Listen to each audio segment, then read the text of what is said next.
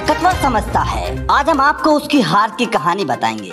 आज हम आपको बताएंगे कि कैसे भारतीय सैनिकों की चालाकी ने चीन को पीछे हटने के लिए मजबूर कर दिया।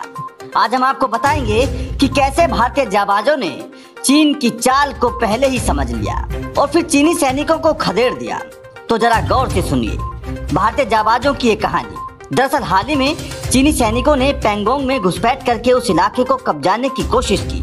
इसके लिए चीन ने स्पेशल तौर पर साजिश रची थी। चीन की सेना ने प्लान बनाया था कि इस इलाके में वो रात के वक्त जाएंगे ताकि भारतीय जवानों को पता न चले और वो अपनी चाल में कामयाब हो जाएं। लेकिन वो ये भूल गए कि भारतीय सेना अब चीन से आगे की सोचती है, क्योंकि जब तक चीनी सैनिक पूर्वी लद्दाख में दबे पांव पैंगोंग तक पहुंचते उससे पहले ही भारतीय सेना की स्पेशल फ्रंटियर फोर्स यानी कि SFF ने वो काम कर दिया जिसकी चीन की सेना को उम्मीद भी नहीं थी।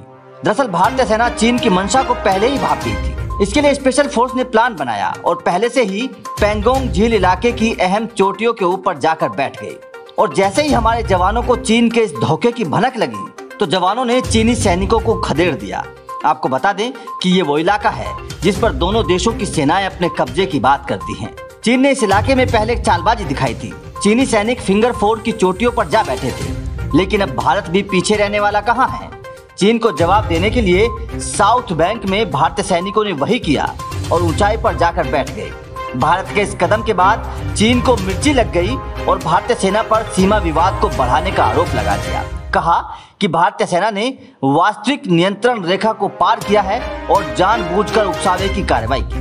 दरअसल चीन को गलवान घाटी में मिली शिकस्त चुभ रही है। चीन उस पटकनी को भूल नहीं पा रहा जिसमें चीन के करीब 40 जवान मारे गए थे। लेकिन अब दोबारा उसी तरह की हरकत करके चीन ये भूल रहा है कि भारत के जवान उसके सैनिकों से एक कदम आगे हैं।